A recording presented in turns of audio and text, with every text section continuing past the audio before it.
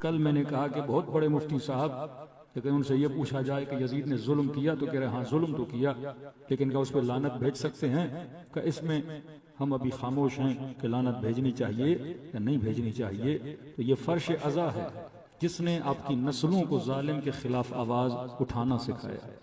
یہ فرش عزا ہے جس نے آپ کے اندر استقامت کو پیدا کیا۔ یہ ٹریننگ امام حسین آپ کو دیتے ہیں، اور صرف آنا بیٹھنا ظالم کو پہچاننا نہیں، اسی فرش عزا سے مولا مومن کا دل مومن کے ساتھ ملا دیتے ہیں۔ فرش عزا تکبر کو ختم کرتا ہے، فرش عزا غرور کو ختم کر دیتا ہے۔ بڑے سے بڑا افسر بھی ہوگا لیکن عام سے مومن کے ساتھ فرش عزا پہ بیٹھ جائے گا کہ آپ کی پوسٹ کیا ہے، آپ کا مقام کیا ہے، آپ بڑے آفیسر ہو، ایون اگر وزیر اعظم بھی ہوگا آئے گا تو کہاں بیٹھے گا؟ فرش عزا پہ بیٹھے گا۔ تو فرش عزا خاکساری سکھاتا ہے، فرش عزا اطاعت سکھاتا ہے، فرش عزا کانوں کو آمادہ کرتا ہے کہ وہ حسین حسین کی آواز کو سنیں، فرش عزا دلوں کو نرم کرتا ہے، فرش عزا مظلوم پہ رونا سکھاتا ہے، فرش عزا ہمیں لبیک کہنا سکھاتا ہے۔ تو یہ فرش عزا مکمل ایک تہذیب کا نام ہے کہ مولا فرماتے ہیں خرج تو اصلاح امت جدی میں حسین اس لیے نکلا تاکہ اپنے رسول کی امت کی اصلاح کروں کہ مولا امت کے اندر عیوب کیا ہیں۔ فرمایا اس امت نے اسلام کے معالم کو، معالم الاسلام اسے بھول چکی ہے۔ معالم کہتے ہیں علم کو۔ آپ کے گھروں پہ کیا لگا ہے؟ علم ہے۔ اب 10 گھر ہوں گے لیکن پہچانا وہ جائے گا جس کے اوپر کیا ہے؟ علم ہے۔ نہ آپ کو بولنے کی ضرورت ہے، نہ آپ کو کسی کو بتانے کی ضرورت ہے، علم خود بتا رہا ہوتا ہے کہ گھر کے نیچے رہنے والے حسین کے چاہنے والے ہیں۔ یہ معالم، اسے علم کہتے ہیں۔ امام حسین فرماتے ہیں کہ اس یزیدی معاشرے سے اسلام کے علم ختم ہو چکے ہیں، یعنی وہ چیزیں جو اسلام کی پہچان مانی جاتی تھیں آج وہ چیزیں اس معاشرے میں نہیں ہیں۔ مثال کے طور پہ اگر آپ یو کے چلے جائیں، آپ آسٹریلیا چلے جائیں، آپ یورپ چلے جائیں، آپ فرانس چلے جائیں، تو دیکھ کے پتا چلتا ہے کہ یہ معاشرہ اسلامی معاشرہ نہیں ہے۔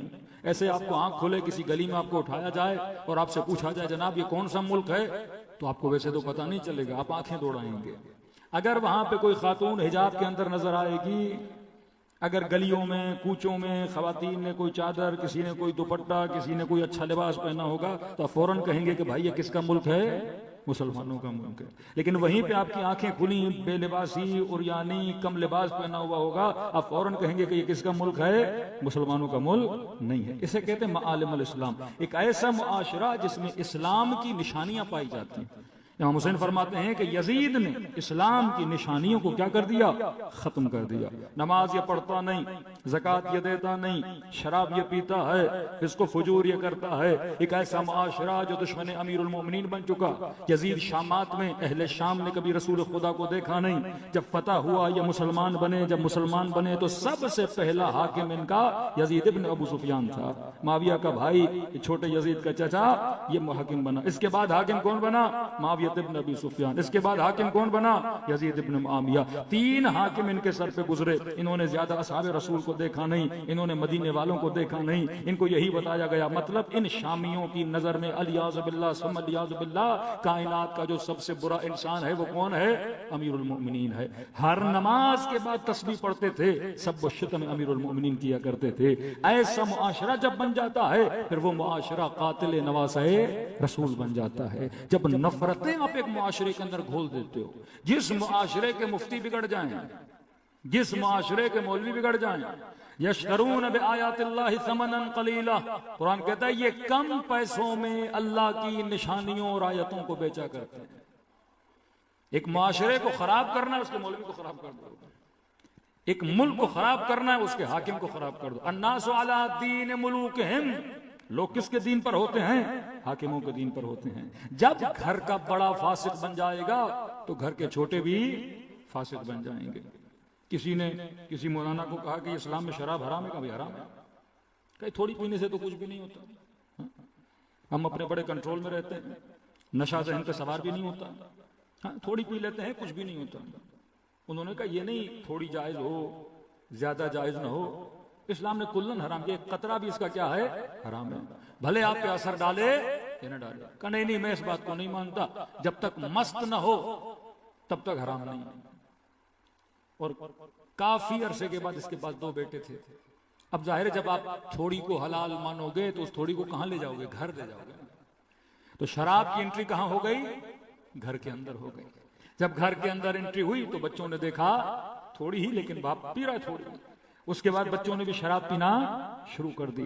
اس کے بعد اس کا ایک بیٹا روڈ کے کسی نالی کے کنارے گرا ہوا ملا. پھر یہی باپ اسی مولانا کے پاس آیا کہ قبلہ اب میرے بچوں کو سمجھائیے کہ نشہ کرنا بری چیز ہے. بھائی اہل بیت تمہیں پہلے ہی سکھا رہے ہیں کہ جو چیز تمہارے لیے نقصان دہ ہے، اسلام میں کوئی بھی حکم خلاف عقل نہیں. آپ شریعت کے اندر جو چیز حلال ہے میڈیکلی حرام پروو نہیں کر سکتے. شریعت میں جو چیز حرام ہے میڈیکلی حلال نہیں، جو چیز حلال ہے میڈیکلی حرام نہیں. اسلام میں شراب حرام ہے، ایک ڈاکٹر بتا دیجئے جو بولے کہ شراب پینا انسان کو فائدہ دیتا ہے. سارے کے سورے کہیں گے انسان کی کڈنیز کیا ہو جاتی ہیں؟ خراب ہو جاتی ہیں. خنزیر اسلام میں حرام ہے. سارے ڈاکٹر سے پوچھئے سب سے زیادہ جس گوشت کے اندر بیکٹیریا پائے جاتے ہیں، جراثیم پائے جاتے ہیں، وہ کس کا گوشت ہے؟ خنزیر کا گوشت. اب بکرے کا گوشت کاٹ کے رکھیں 2 گھنٹے گزر جائیں 4 گھنٹے گزر جائیں اس کے اندر کیڑے نہیں پڑتے. اب خنزیر کا گوشت کاٹ کے رکھیں گے اس کے اندر کیا پڑ جاتے ہیں؟ کیڑے پڑ جاتے ہیں. اسلام نے ہر وہ چیز جو کی وہ آپ کے فائدے کے لیے تھی. اس دن میں نے کہا عقل کی تعریف ہے گرہ لگانا. انسان بالوں کی وجہ سے نہیں، آنکھوں کی وجہ سے نہیں، کانوں کی وجہ سے نہیں، چمڑی کی وجہ سے نہیں، کیونکہ بال حیوان کے پاس بھی ہیں، آنکھیں حیوان کے پاس بھی ہیں، اور سب کچھ ہم سے اچھا ہے اس کے پاس. مضبوط بھی ہے، طاقتور بھی ہے، خوبصورت بھی ہے. کس چیز کی وجہ سے تو انسان تھا؟ عقل کی وجہ سے انسان تھا. اب کیونکہ معرفت انسان اور انسان کی پہچان کیا بنا؟ عقل بنا. اسی عقل کے ذریعے سے میں اتنے بڑے شیر کو پنجرے میں لا کے بند کر دیتا ہوں. اسی عقل کے ذریعے سے میں لوہے کو جمع کر کے جہاز بنا دیتا ہوں. اسی عقل کے ذریعے سے میں کشتیاں بنا کے خدا کے سمندروں کو چیرتا ہوا جاتا ہوں. کَسَخَّرَ لَكُم مَا فِي السَّمَاوَاتِ وَمَا فِي الْأَرْضِ. اے انسان یہ سمجھ کہ میں نے زمین کو تمہارے لیے مسخر کیا، ہواؤں کو تمہارے لیے مسخر کیا، یہ قندیل شمس و قمر کو تمہارے لیے مسخر کیا، یہ پانی تمہارے لیے مسخر کیا. گویا پوری کائنات کو میں نے کس کی خدمت میں لگا دیا؟ تمہاری خدمت میں لگا دیا. یہ چرغے ورغے مرغے کھاتے ہو یہ کس کے لیے حلال کیے؟ تمہارے لیے حلال کیے. مطلب ایک حیوان کا قتل میں نے تمہارے لیے جائز کیا تاکہ تو اس میں مسخر بن جائے، وہ تمہارے جسم کو فائدہ دے کیونکہ تو اس سے افضل ہے، کیونکہ تو اس سے برتر ہے. اب بات آئی برتر کیوں ہے؟ فرمایا عقل کی وجہ سے. میں نے کسی پر عبادت کو واجب نہیں کیا، تجھ پر عبادت کو واجب کیا، کیونکہ میں نے کسی کو اپنے لیے نہیں بنایا، سب کو تیرے لیے بنایا، تجھے میں نے اپنے لیے بنایا. تو خدا کے لیے بنا، گدھا خدا کے لیے نہیں بنا، وہ تیرے لیے بنا. گھوڑا خدا کے لیے نہیں بنا، تیری خدمت کے لیے بنا. یہ مرغیاں تیرے لیے بنائی گئیں، یہ کائنات میں اینٹ و پتھر تیرے لیے بنائے گئے، لیکن پوری کائنات میں ایک وجود ہے جسے میں نے کس کے لیے بنایا ہے؟ اپنے لیے بنایا ہے. اب تیری قیمت کیوں ہے؟ کیونکہ تو صاحب عقل ہے. اب کا ہر وہ چیز جو عقل کو نقصان دے گی میں نے اسے تجھ پر حرام قرار دے دیا. اور اگر تو وہ کرے گا تو پھر کہا کہ قردۃ خاسئین، پھر تو اس گدھے سے بھی بدتر ہے، پھر تو سور سے بھی بدتر ہے، پھر تو ان جانوروں اور بندروں سے بدتر ہے، کیونکہ اس میں عقل نہ تھی، وہ سب کچھ کر رہا ہے. تو صاحب عقل ہوتے ہوئے ان گندگیوں میں پڑا ہوا ہے. کہ میں نے ہر جگہ تمہارے لیے نشانیاں رکھی ہیں. جوانوں کو بتاؤ کہ عبادت کا فلسفہ معاشرہ اصلاح پذیر تب ہوگا جب وہ کس کا فلسفہ سمجھے گا؟ عبادت کا. کئی جوان مسجد نہیں آتے، مصلی پہ نہیں آتے. ایک تو ہمارے ہاں تربیت کا فقدان. باپ بیٹی کو کہہ تو دیتا ہے حجاب کرو پر اس کے فلسفے کو نہیں بتاتا. ایک ڈاکٹر جب آپ کو کسی چیز سے منع کرتا ہے پہلے سمجھاتا ہے جناب یہ کھاؤ گے شوگر ہائی ہو جائے گی، مر جاؤ گے. یہ چربیاں کھاؤ گے کولیسٹرول ہائی ہو جائے گا، اٹیک آئے گا، مر جاؤ گے. چھوٹی فلم بھی ہوتی ہے، اس کے شروع میں جو لوگ گھٹکا وٹکا کھاتے ہیں، چھالیا والیا کھاتے ہیں، پہلے ایک ڈسکرپشن دی جاتی ہے اور ڈسکرپشن دلانے کے لیے ان کو ڈرایا جاتا ہے اور ڈرانے کے لیے کئی ایسے کیسز دکھائے جاتے ہیں، فلاں کا جبڑا چلا گیا، فلاں کو کینسر ہو گئی. اب یہ چیزیں دیکھنے سے انسان کے دل میں کیا پیدا ہوتا ہے؟ خوف پیدا ہوتا ہے. خدا بھی اسی طرح قرآن میں جب جہنم کا ذکر کرتا ہے آپ کو خوف دلانے کے لیے. کہ کچھ جل رہے ہیں، کچھ کی کھالیں جل رہی ہیں، کچھ کو گرم پانی پلایا جا رہا ہے. ایک خدایا فلمائزیشن کر رہا ہے، پکچر بنا رہا ہے کہ دیکھو اگر ایسا کرو گے تو ایسا ہے. پھر سورہ رحمان میں لاتا ہے کہ پھر حور بھی ملے گی، پھر غلمان بھی ملے گا، پھر درخت بھی ملیں گے، پھر باغات بھی ملیں گے، پھر جو خواہش کرو گے وہ ساری چیزیں تمہارے لیے کیا ہو جائیں گی؟ مہیا ہو جائیں گی. ایک طرف خدا نے ہارر مووی دکھائی، ڈرایا، دوسری طرف خدا نے ایک اچھی سی خوشحال اور خوش کرنے والی چیزیں دکھائیں جسے جنت بولا. اب کا یہ تمہارا اختیار ہے کہ تو نے یہاں جانا ہے یا وہاں جانا ہے. اب کسی عقل مند سے پوچھو گرمی کے موسم میں ٹھنڈے کمرے میں جانا چاہے گا یا گرم کمرے میں جانا چاہے گا؟ اب اگر کوئی گرم کمرے میں جانا چاہے وہ بھی سردی کے موسم میں تو دنیا کیا کہے گی؟ عقل سے پیدل ہے، یہ بے وقوف ہے، یہ بے عقل ہے، یا اس کے اندر وہ علم نہیں ہے، نالج و معرفت نہیں ہے. تو خدا بھی اسی طرح کہتا ہے اگر میں نے تجھے صاحب عقل بنایا ہے اور حق و باطل کی پہچان تجھے کرائی ہے، لہذا تمہارا انتخاب کیا ہونا چاہیے؟ عاقلانہ ہونا چاہیے. صلوات پڑھے محمد و آل محمد.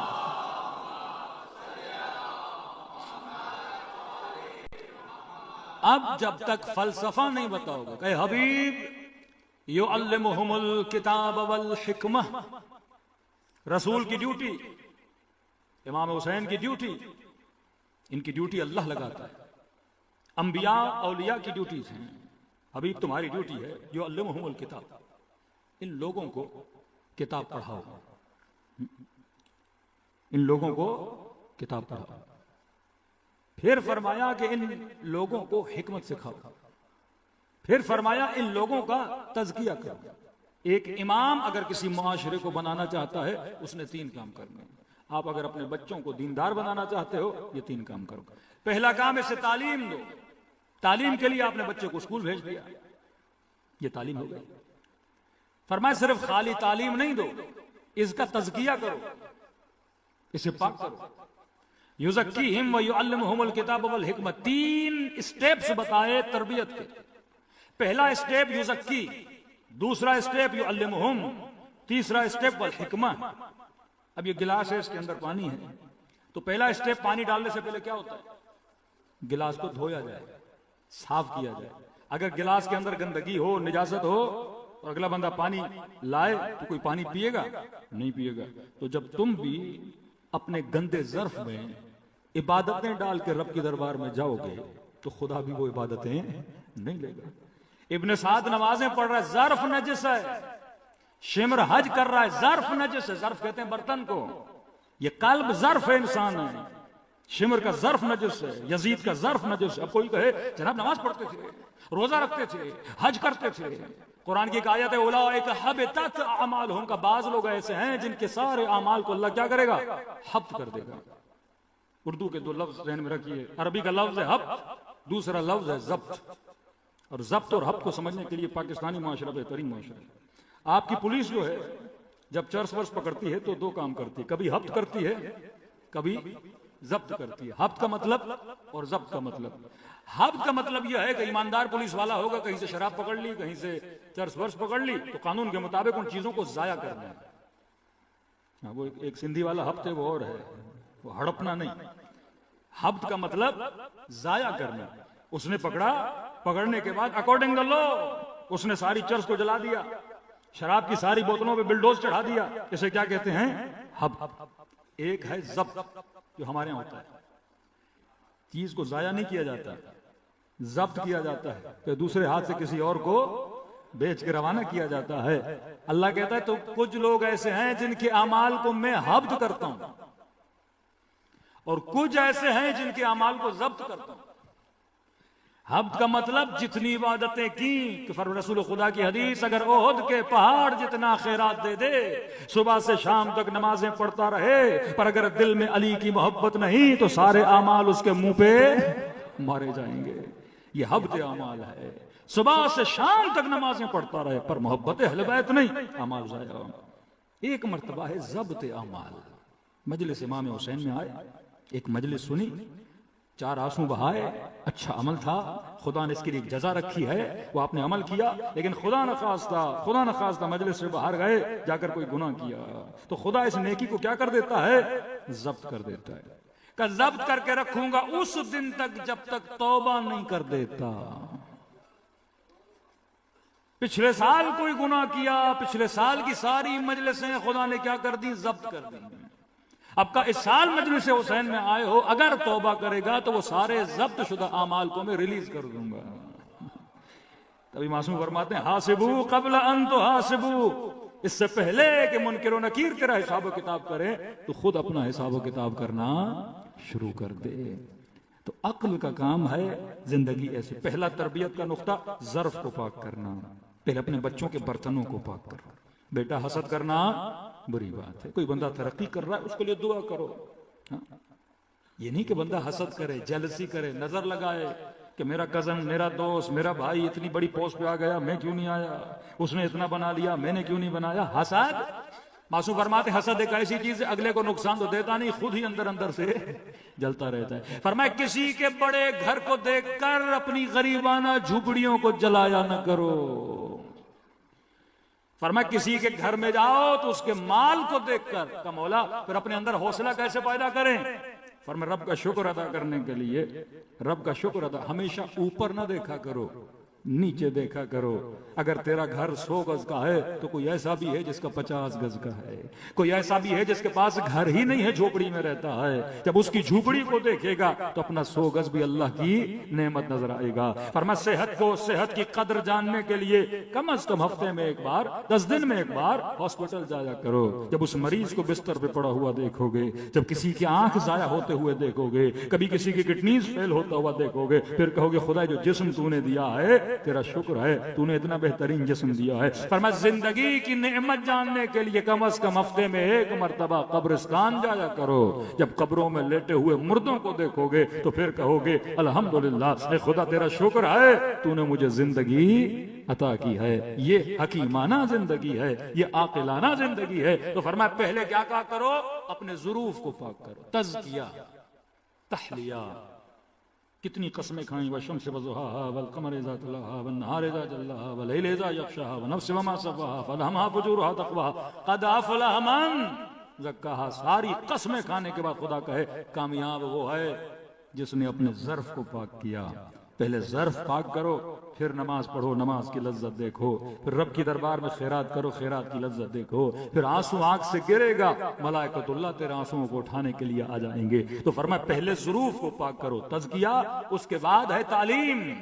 اب اس کے ظرف میں علم ڈالنا شروع کر دو، تھوڑی نہج البلاغہ، تھوڑی قرآن کی تفسیر، تھوڑا معصوم کا کلام، اب اس کے اندر علم آتا جائے گا۔ لیکن فرمایا تزکیہ بھی ہو، علم بھی ہو، سب سے ضروری ترین چیز جو معاشرے میں پائی نہیں جاتی اور آپ کو نظر آتی ہے اس کا نام ہے حکمت۔ حکمت نہیں تو عبادت اور تزکیے کا بھی فائدہ۔ خوارج سے بڑا کوئی زاہد نہیں، خوارج سے بڑا کوئی نمازی نہیں، لیکن صاحبان حکمت نہیں ہے، امیر المومنین کے مقابلے میں آ کر کھڑے ہو گئے۔ پوری جنگ صفین حکمت نہ ہونے کی وجہ سے جیتی ہوئی جنگ کہ مالک اشتر نے کہا امیر المومنین کو پیغام بھیجو، مولا میں چند قدموں کے فاصلے پہ خیمے سے کھڑا ہوں، آرڈر دیں سر قلم کر کے امیر المومنین آپ کے قدموں میں لا کے رکھ دوں۔ کہ مالک یہاں تو آگے بڑھے گا، وہاں تلواریں علی کی گردن پہ چل جائیں گی۔ کیوں؟ حکمت نہیں، نیزوں پہ قرآن اٹھا دیا گیا، سب نے کہا لا حکم الا اللہ، اللہ کے علاوہ کسی اور کا حکم نہیں چلے گا۔ امیر المومنین کہتے رہے یہ کاغذوں پہ لکھا ہوا قرآن ہے، اگر ناطق قرآن کو دیکھنا ہے تو وہ علی امیر المومنین ہے۔ قرآن کے اندر شبہات ہیں، قرآن کے اندر محکمات ہیں، شبہات ہیں۔ اسی قرآن یضل بہ کثیرا ویہدی بہ کثیرا، اسی قرآن کے ذریعے سے لوگوں کو ہدایت دی جاتی ہے، اسی قرآن کے ذریعے سے لوگوں کو گمراہ کیا جاتا ہے۔ شیعوں کے قتل کا فتویٰ کہاں سے نکالتے ہیں؟ قرآن سے۔ مسلمان کو مسلمان سے لڑنے کا فتویٰ کہاں سے نکالتے ہیں؟ قرآن سے۔ مزارات پہ جانا بدعت ہے، شرک، یہ کہاں سے نکالتے ہیں؟ قرآن سے۔ یا علی مدد کہنا شرک، یہ کہاں سے نکالتے ہیں؟ قرآن سے ہیں۔ آپ بھی قرآن سے بات کرتے ہو، وہ بھی قرآن سے بات کرتا ہے۔ ہر جگہ سے توڑ مروڑ کے اگر کوئی بندہ اپنی تفسیر لے کر آئے تبھی فرمائے دو گراں قدر چیزیں چھوڑ کے جا رہا ہوں، ایک قرآن، دوسرا اہل بیت، ان دونوں کو جوڑ کے رکھو گے تو ہدایت ملے گی، لیکن اگر کسی ایک کا بھی دامن چھوڑ دیا تو فرمایا تباہ و برباد ہو جاؤ گے۔ تو یہ فرش ادا امت کو آل رسول سے جوڑتی ہے اور آل رسول ہمیں قرآن سے جوڑتے ہیں، اور یہ دونوں ہمیں پروردگار عالم سے جوڑ دیتے ہیں۔ صلوات پڑھے محمد و آل محمد۔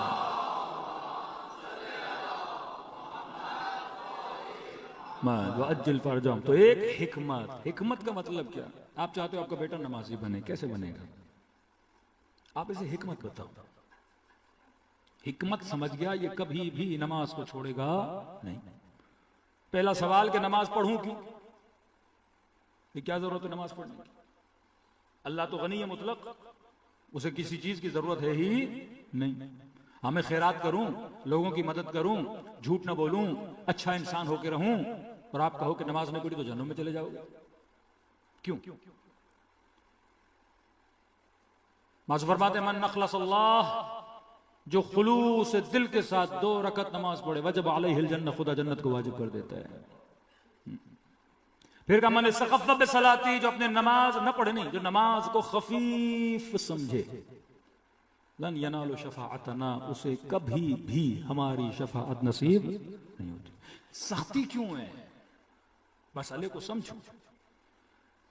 کبھی کہا کہ الغیبت اشد من الزنا، غیبت زنا سے بدتر ہے. آپ ایک گلی میں بیٹھ کے کسی مومن کی برائی کرتے ہو، اور ایک بندہ بند کمرے میں جا کے بدکاری کرتا ہے، مولا فرماتے ہیں برائی کرنا اس بدکاری سے بدتر ہے. کیوں؟ کہ جس نے غیبت کی اس کی مثال ایسے ہے جیسے اپنے مردہ بھائی کا گوشت نوچا.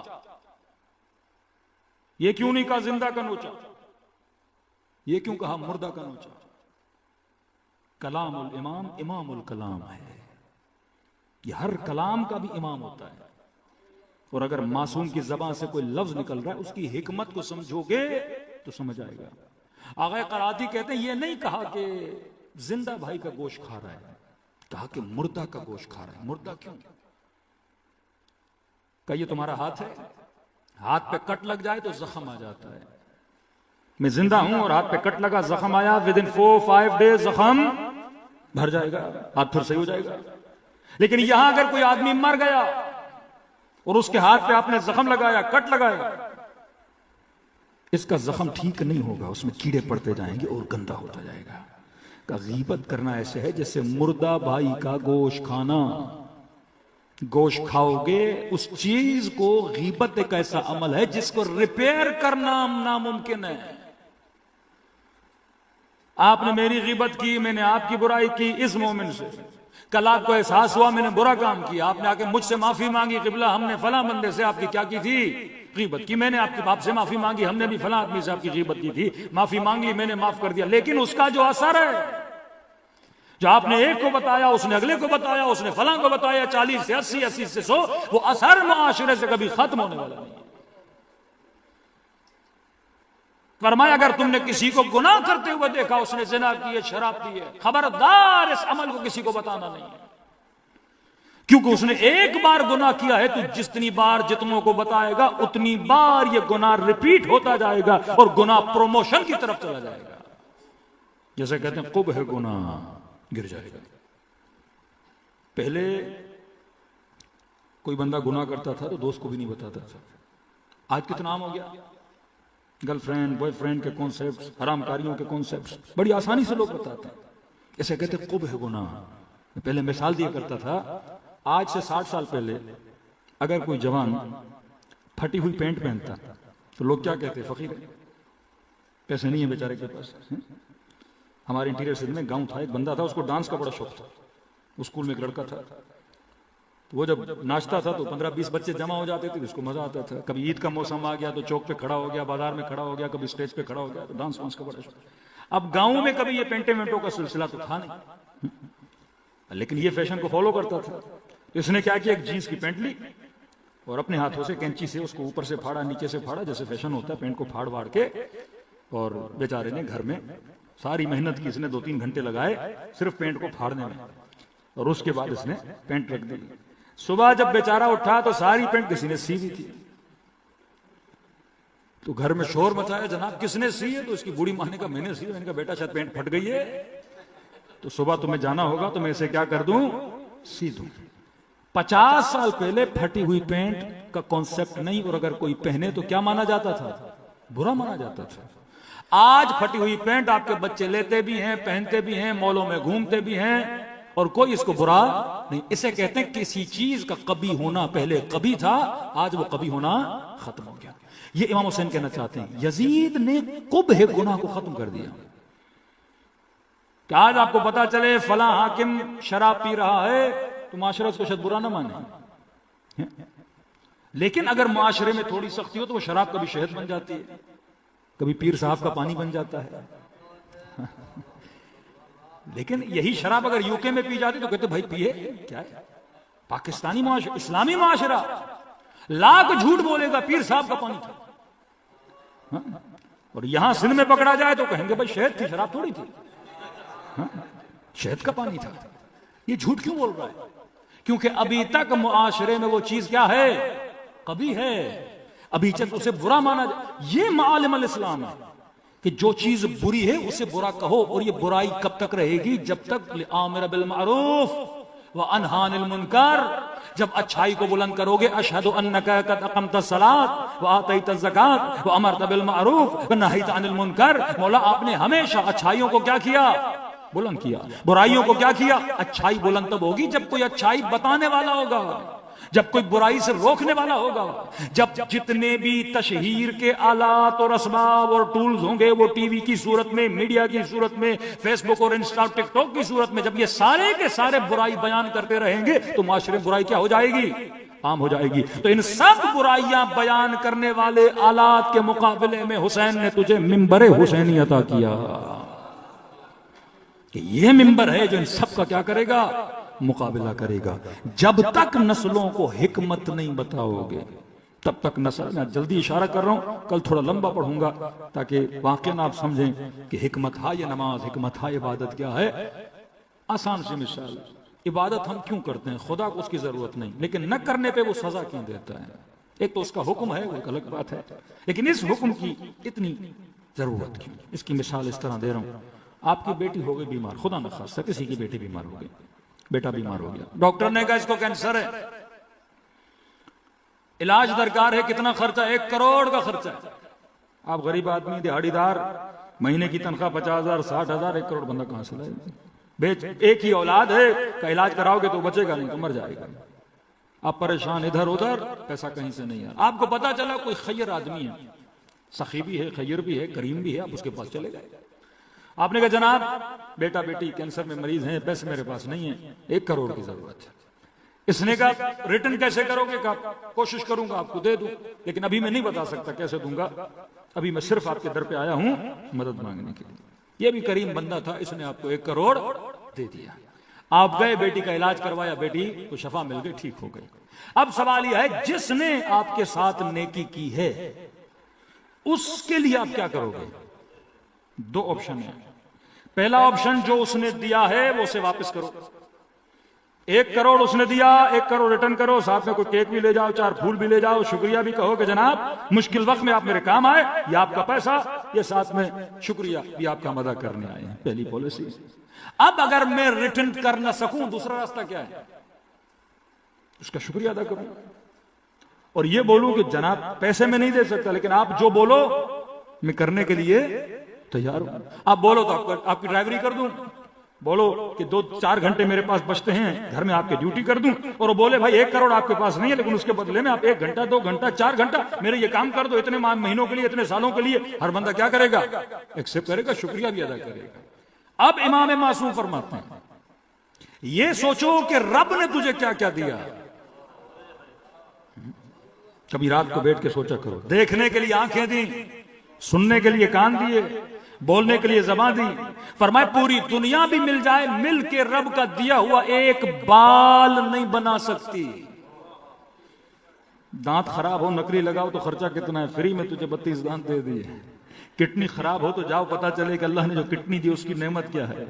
ہارٹ کا ٹرانسپلانٹ ڈاکٹر کو اتنا مشکل ہے، یہ ساری نعمتیں خدا نے فری میں دی، اللہ نے تم سے پیسے نہیں لیے۔ زمین میں 1 دانہ نکالتے ہو 100 دانے بنا کے باہر نکالتا ہے، آسمانوں سے میٹھا پانی تیرے لیے زمین پہ اتارتا ہے، غذائیں تجھے دی، لذتیں تجھے دی، پھل تجھے دیے، پھیکا دانہ زمین میں ڈالتے ہو، کسی کو میٹھا بنا کے نکالتا ہے، کسی کو کھٹا بنا کے نکالتا ہے، کسی کو نمکین بنا کے نکالتا ہے، تیرے ذائقوں کے مطابق اتنا کچھ عطا کیا، تجھے اولاد دی، تجھے لذتیں عطا کی، تو سانس لے رہا ہے۔ کووڈ کے دنوں میں سانس لینا مشکل تھا، آکسیجن کا 1 سلنڈر لو کتنے پیسے دینے پڑتے تھے، فری میں اس کی آکسیجن، فری میں اس کا پانی، فری میں اس کا دانہ، سب کچھ کھا رہا ہے۔ اب کہا کہ 2 راستے ہیں، یا جو کچھ اس نے دیا اسے واپس کر۔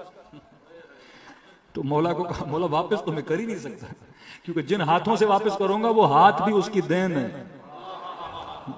میرا تو میرے پاس اپنا کچھ ہے ہی نہیں، جو کچھ ہے وہ کس کا ہے؟ خدا کا ہے۔ اب فرمایا دوسرا راستہ ہے، اب کیونکہ اسے جو اس نے دیا واپس نہیں کر سکتا، اب جو وہ کہے گا وہ تجھے کرنا پڑے گا۔ اب اللہ سے پوچھا خدایا تیرا شکریہ، نماز ہے تھینکس ٹو گاڈ۔ ایک بندہ پانی کا گلاس بھی پلاتا ہے تو بولتے ہو آپ کا شکریہ۔ فرمایا اب میں اللہ کا شکریہ ادا کرنا چاہتا ہوں، تو خدا نے کہا بندہ خدا اگر میرا شکریہ ادا کرنا چاہتے ہو تو زیادہ نہیں، صبح اٹھ کے 2 رکعت نماز پڑھ لیا کرو، یہ میرا شکریہ ہے۔ دوپہر کو 4 رکعت نماز پڑھ لیا کرو، یہ میرا شکریہ ہے۔ رات کو مغرب کی اور 3-4 رکعت 17 منٹ، زیادہ نہیں 17 منٹ میرا شکریہ ادا کیا کرو۔ اور اتنا کریم ہے، کہتا ہے جب تو میرا شکریہ ادا کرتا ہے تو میں تیرا شکریہ ادا کرتا ہوں۔ ان شکرتم لازیدنکم، قرآن کی آیت، اگر میرا شکریہ کرو گے تو بڑھا بڑھا کر تجھے دوں گا، لیکن کہا وَإِن كَفَرْتُمْ وَإِنَّ عَذَابِي لَشَدِيدٌ، لیکن اگر کفران نعمت کرو گے تو میرا عذاب بڑا شدید ہے۔ تو حکمت نماز ہے اللہ کا تھینک یو۔ ٹیچر بھی پڑھاتا ہے، بچہ بولتا ہے تھینک یو۔ ایک ٹافی بھی کوئی دیتا ہے کہتا ہے تھینک یو۔ پانی کا گلاس بھی کوئی دیتا ہے بولتا ہے شکریہ۔ کتنا ناشکرا بندہ ہے، خدا نعمتیں دیتا رہے صرف خدا کو تھینک یو نہ بول سکے۔ تبھی خدا نے ولایت علی کو کس کے ساتھ جوڑا؟ نماز کے ساتھ جوڑا۔ مولا کی ولایت کا اعلان کہاں ہوا؟ حالت نماز میں ہوا۔ انما ولیکم اللہ والرسول والذین آمنوا الذین یقیمون الصلاۃ ویؤتون الزکاۃ۔ میں اللہ ولی، میرا رسول ولی، تیسرا وہ ولی ہے جو حالت نماز اور حالت رکوع میں زکات دیتا ہوا نظر آ جائے۔ اور حکم دیا اقیموا الصلاۃ وآتوا الزکاۃ وارکعوا مع الراکعین، اے مومن نماز قائم کر اور زکات دے اور رکوع کرنے والوں کے پیچھے لگ جا۔ رکوع کس نے کیا؟ امیر المومنین نے کیا۔ یہ راہ ولایت ہے۔ قربانیاں دی آل رسول نے میرے عزیز، صرف اس لیے کہ معاشرہ عقل مند بنے، حرکات اور سکنات عقل مند بنے۔ ان الحسین مصباح الہدی وسفینۃ النجات، فرمایا حسین چراغ ہے، اندھیروں میں پڑے ہوئے ہیں معاشرہ، جگہ جگہ ظلمتیں، گناہ، فسق و فجور۔ اس گناہوں میں حسین نے مجلس کے نام سے ایک چراغ جلایا ہے۔ یہ روشنی تجھے اپنی طرف بلاتی ہے۔ وسفینۃ النجات، فرمایا صرف چراغ نہیں، گاڑی کام کی تب ہے جب رات کو چلے سامنے سے ہیڈ لائٹ بھی جلے۔ کوئی گاڑی ہو اس کی ہیڈ لائٹ خراب ہو تو آپ کو راستہ نظر نہیں آتا۔ کہ حسین وہ روشنی بھی ہے جو تجھے راہ دکھاتا ہے، اور حسین وہ گاڑی بھی ہے، وہ سواری بھی ہے، تجھے بٹھا کے جنت کے دروازے تک لے کر جاتا ہے۔ ہور بنا کربلا کی وجہ سے، جون بنا کربلا کی وجہ سے، وہب بنا کربلا کی وجہ سے۔ آئیے دلوں کو اسی کربلا کی طرف روانہ کریں، ایسے سلام کریں جیسے زینب نے بھائی کو کیا، ایسے سلام کریں جیسے سکینہ نے اپنے بابا کو کیا۔ فرمایا اپنا شبیب اگر کسی پہ رونا چاہو تو میرے جد حسین پہ رویا کرو، رونا نہ آئے تو رونے جیسی شکل بنایا کرو، کیونکہ تم سب کے سروں کے پیچھے میری دادی زہرا کھڑی ہو جاتی ہے۔ السلام علی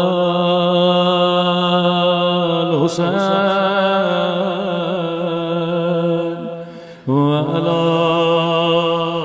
علی ابن وعلی اولاد وعلی صحابہ،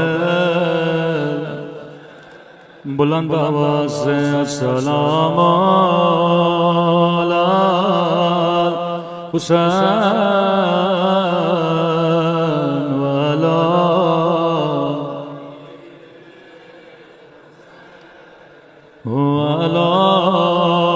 اولاد الحسین وعلی الصحابہ، بلند آواز سے السلام علی وعلی علی ابن وعلى أولاده وعلى أصحابه میرا سلام ہو اس درد بھرے منظر پہ جب زینب کی نظر حسین کی بامال لاش پہ پڑی اللہ کسی بہن کو بھائی کا زخمی بدن نہ دکھائے نگاہوں کو آسمان کی طرف بلند کیا فرمایا میرے اللہ میرا حسین ایسا تو نہ تھا اما زہرا نے چکیاں پیس پیس کے پالا تھا میرے اللہ میرا حسین اس قابل تو نہ تھا کہ اس کے بدن پہ گھوڑے دوڑائے جائے 40 سال خون روتے رہے بازار میں جاتے کسائی اپنی دکانوں کے گوشتوں پہ کپڑا ڈال دیتے کسی جوان کے گھر میں جاتے شادی دیکھتے علی اکبر پہ زار و قطار گریا کرتے کسی نے کہا مولا اتنا کیوں روتے ہیں شہادت تو آپ کا ورثہ ہے فرمایا ہاں شہادت میرا ورثہ ہے لیکن اے پوچھنے والے یعقوب کا ایک یوسف گم ہوا تھا اللہ کے نبی تھے یوسف ابھی زندہ تھا اتنا روئے وَبْيَضَّتْ عَيْنَاكَ کہ آنکھیں سفید ہو گئے لیکن میری نظروں کے سامنے میرے 18 یوسف مارے گئے اکبر جیسے بھائی کا سر کاٹا گیا علی اصغر کے گلے میں برچھی مارے گئے لیکن تو صحیح کہہ رہا ہے شہادت میرا ورثہ ہے اکبر کے سینے میں برچھی لگنا میرا ورثہ تھا علی اصغر کے گلے میں تیر لگنا میرا ورثہ تھا قاسم کی لاش کے ٹکڑے ہونا میرا ورثہ تھا لیکن تو نے میرے ساتھ انصاف نہیں کیا کیا ماؤں بہنوں کے ساتھ بازاروں میں جانا میرا ورثہ تھا کیا شرابی کے دربار میں جانا یہ سجاد کا ورثہ تھا اس قدر کریا کرتے تھے جب بازار میں جاتے کسائی اپنے گوشت پہ کپڑا ڈال دیتے ایک دن کسائی کپڑا ڈالنا بھول گئے مولا زین العابدین کا بازار سے گزرنا ہوا جیسے گوشت پہ نگاہ پڑی زمین پہ بیٹھ گئے ہائے میرا غریب الوطن بابا ہائے میرا 3 دن کا پیاسا بابا کسائی نے کہا مولا معذرت چاہتا ہوں مجھے نہیں پتا تھا آپ گزرنے والے فرمایا کسائی میرے کچھ سوالوں کا جواب ہے جی میرے مولا یہ بتا جب تو نے حیوان کو ذبح کیا تھا اسے پانی پلایا تھا یا نہیں کہتا مولا میں مسلمان ہوں میں ذبح کرنے سے پہلے پانی پلاتا ہوں کربلا کا رخ کیا کہنے لگے ہائے میرا 6 مہینے کالی اصغر خشک زباں ہونٹوں پہ پھیرتا رہا ظالم نے گلے پہ تیر مارا.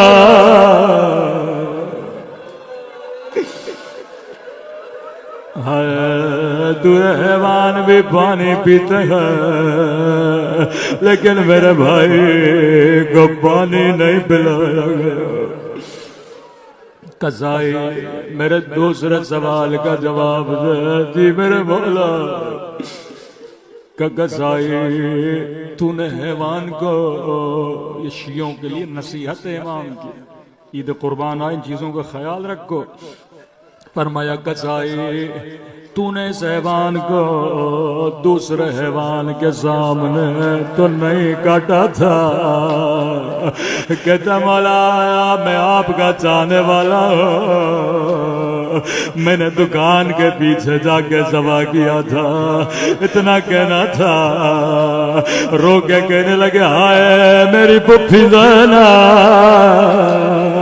وہ 70 قدموں سے دیکھ رہے تھے، وہ شمر جال سنالا صدر